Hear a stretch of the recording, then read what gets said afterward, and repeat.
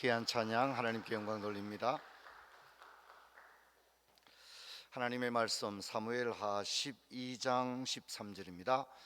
사무엘하 12장 13절 말씀 찾겠습니다.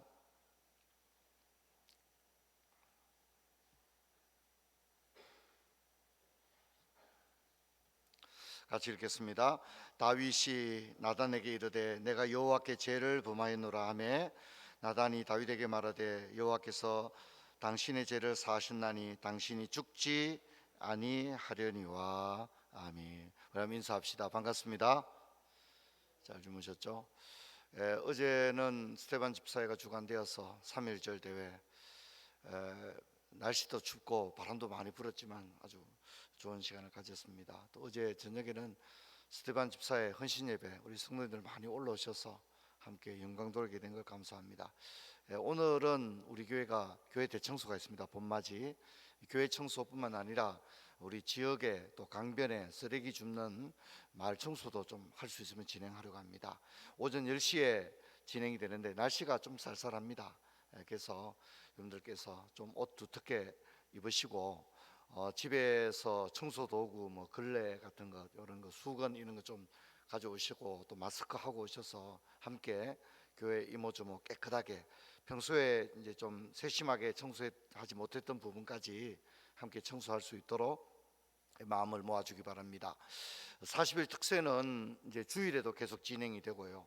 우리 3월 3일 첫째 주에는 초등학생 입학 축하가 2부에 또 있습니다. 여러분들께서 많이 주위에 초등학교 입학하는 학생들 많이 격려해 주시고 축복해 주기를 바랍니다. 우리가 사무엘 상하 이렇게 살펴보고 있는데, 사무엘 상하의 분기점이 무엇으로 상하를 어떻게 나누느냐, 이제 이게 퀘스천 마크인데요. 본래 히브리어 성경은 상하 개념이 없습니다. 아시겠죠? 그러면 사무엘서밖에 없는 거예요. 이해되겠죠? 근데 이걸 이제 상하로 나누게 되었습니다. 좀 더 이제 정확하게 말하면 성경 원문은 1장 1절 이런 게 없습니다. 아시겠죠? 1장 1절 2절 3절 4절 이것은 성경 학자들이 나눈 것입니다. 후대에. 원문은 1장 2장 이런 개념이 없고 몇 절 개념도 없습니다. 그냥 성경이 어떻게 해요? 쭉 연결이 되는 거예요. 후대에 이걸 찾기도 어렵잖아요, 그죠? 그래서 이제 그걸 만들었다는 것. 상하 개념도 본래 성경에는 상하 개념이 따로 없습니다. 이제 어쨌든 이제 우리 상하로 읽는데, 그러면 히브리 사무엘 상과 하의 분기점은 뭐냐면 사울이 죽은 후에 이렇게 되는 겁니다. 사울이 죽은 후에. 오늘 설교 제목이 두 왕 이야기인데, 사무엘 상하는 결국은 사울 왕과 다윗 왕의 이야기입니다. 자, 근데 이걸 좀 더 넓혀서 사무엘 상하, 열왕기 상하, 역대 상하 이렇게 연결되잖아요. 그럼 사무엘 상하, 열왕기 상하 이게 어떻게 연결되느냐면, 이게 다 누가 죽은 후에 이렇게 연결됩니다. 사무엘 상이 끝나고 사무엘 하가 이어질 때 사울이 죽은 후에 그 다음에 사무엘 하가 이어지고, 또 열왕기 상이 시작되려고 그러면 열왕기 상 1장 1절은 다윗이 나이가 많아 늙으니 죽었다는 얘기죠, 그죠? 다윗이 나이가 많이 늙으니 다윗이 죽은 후에 이런 얘기죠. 그리고 이제 열왕기 상이 끝나고 열왕기 하가 시작될 때는 이번에 누구요? 아합이 죽은 후에 이렇게 연결이 되고 있습니다. 그래서 우리가 이미 살펴봤습니다만, 한 사람의 생명이 끝난다고 하는 것은 새로운 역사가 시작되는 겁니다. 여러분들도 이제 부모님이 소천하시면 새로운 시대가 시작이 되는 겁니다. 부모님이 소천하시기 전과 후가 전혀 다른, 사무엘 상이 끝나고 하가 시작되는 그런 역사와도 같은 것입니다. 그래서 여러분 당대에 신앙의 진보가 있기를 주의 이름으로 축원합니다. 그런 것을 가지기를 바랍니다. 우리 자녀들에게 더 좋은 미래를 물려주고 싶은 부모의 마음이잖아요. 그러기 위해서는 부모된 이들이 기도하고 신앙의 본을 보여야 되겠습니다. 여러분, 오늘 사무엘 상과 하, 특히 사무엘 상과 하에는 이렇게 두 왕의 죄를 다루고 있습니다. 사무엘 상의 가장 그 큰 죄는 사울의 죄를 다루고 있습니다. 사울의 죄. 사무엘 하에는 다윗의 죄를 다루고 있습니다. 물론 이제 우리가 다윗을 높이 평가하지만 제가 항상 하는 얘기지만 성경은 뭐라 말합니까? 우리 한번 따라합시다. 인생은 일반이라 다 똑같다는 말입니다. 사울이나 다윗이나 하나님께 자랑할 것 없다는 겁니다. 두 사람이 모두 죄를 지었는데 두 사람의 죄를 어떻게 이제 우리가 흔히 말하는 이제 판결문이죠, 그죠? 판결문. 두 사람을 죄에 대해서 성경은 어떻게 얘기하냐? 사울은 큰 죄고 다윗은 적은 죄냐? 그렇게 말하지 않습니다. 똑같습니다. 뭐라고 하죠? 사울의 죄에 대해서 사무엘상 15장 26절은 이는 왕이 여호와의 말씀을 버렸으므로 이렇게 사울의 죄를 이야기합니다.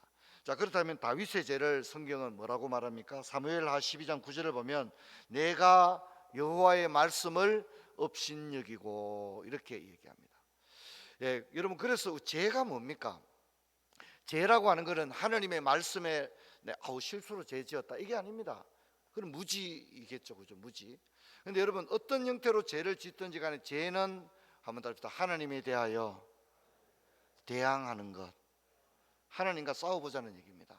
그래서 죄는 아주 악한 것입니다. 죄라고 하는 것은 결국은 하나님의 말씀을 업신여기는 것이고 하나님의 말씀을 용도 폐기 처분해버리는, 아주 무시해버리는, 그게 죄라는 겁니다. 그래서 여러분 어제도 우리가 금요 홀파에 우리 강사 목사님 말씀 예배에 대해서 우리가 첫 시간에 들었지만 성경은 가장 올바른 예배를 뭐라 합니까? 나는 예배를 원하지 않고 순종을 원한다.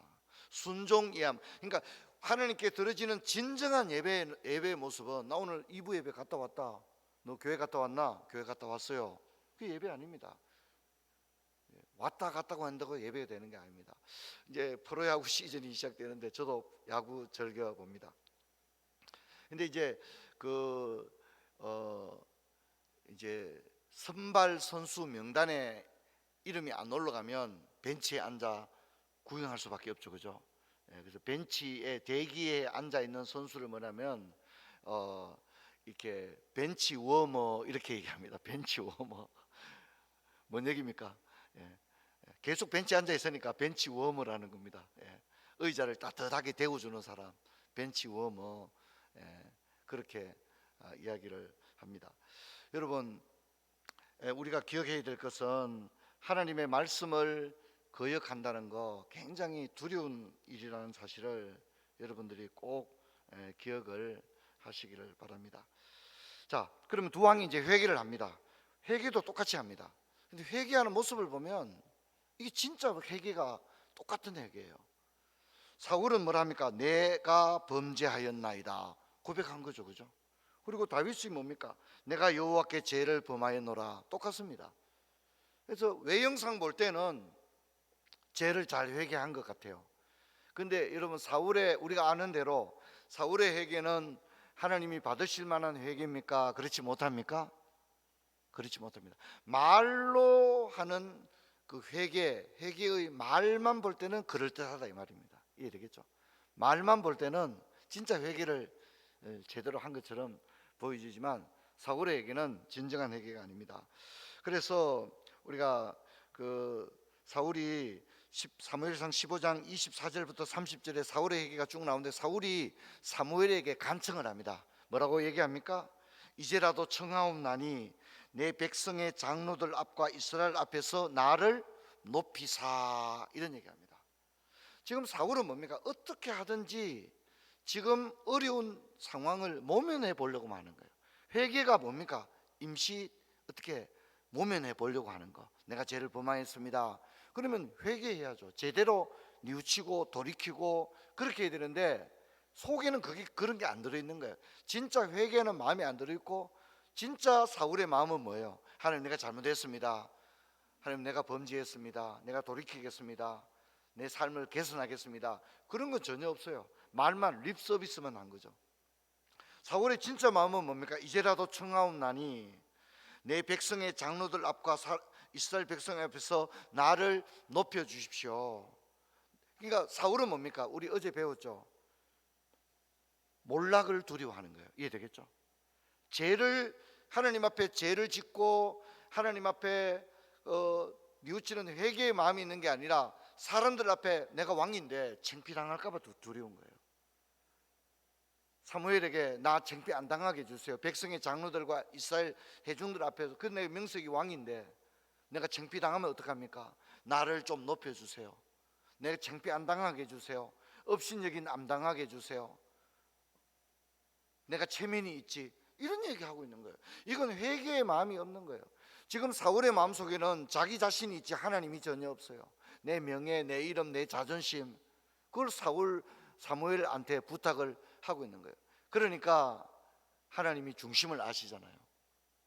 그래서 뭐랍니까? 내가 사울을 버렸다. 사울을 버렸다. 진짜 회개했다면 사울을 버리지 않겠죠. 하나님 사울만 미워하는 게 아니니까.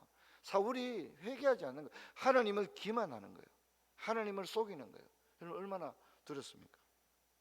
그런데 다윗은 어떻습니까? 다윗이 금식하여 나단 선지자에게 내가 죄를 지었습니다. 솔직히 고백했어요. 그리고 끝난 게 아니에요. 진짜 회개하는 거예요. 진짜 회개. 어떻게 합니까? 금식하고 밤새도록 땅에 엎드려 금식하고. 시편을 보면 뭡니까? 침상이 젖도록 기도했다. 그죠? 침상이 젖도록 기도했다.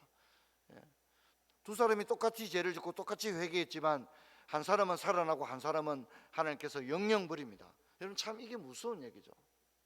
여러분 회개하지 않으면 하나님께 돌아가지 않겠다고 결별을 선언하는 것하고 똑같은 거예요. 우리가 죄를 부지중 지었다 할지라도 참된 회개에 이르기를 주의 이름으로 축원합니다. 그걸 꼭 기억하셔야 합니다.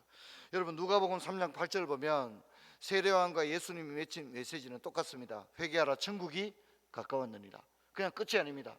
그럼 회개하면 그냥 끝입니까? 아닙니다. 뭐랍니까? 이렇게 말하고 있습니다.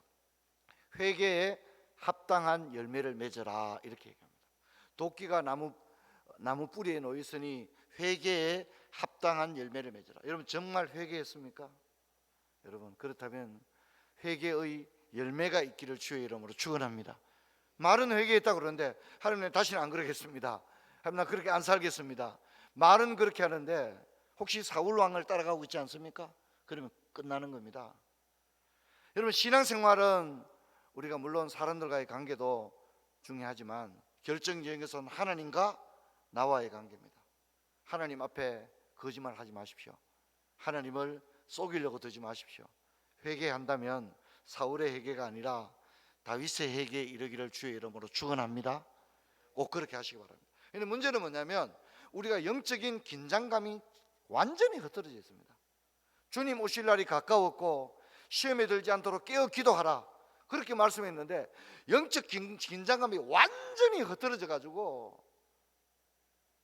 전혀 영적 감각이 없는 삶을 살아가는 분들이 너무 많다는 겁니다.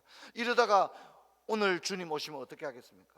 여러분 저는 여러분이 도전하기를 원합니다. 깨어있기를 주의 이름으로 축원합니다. 할렐루야.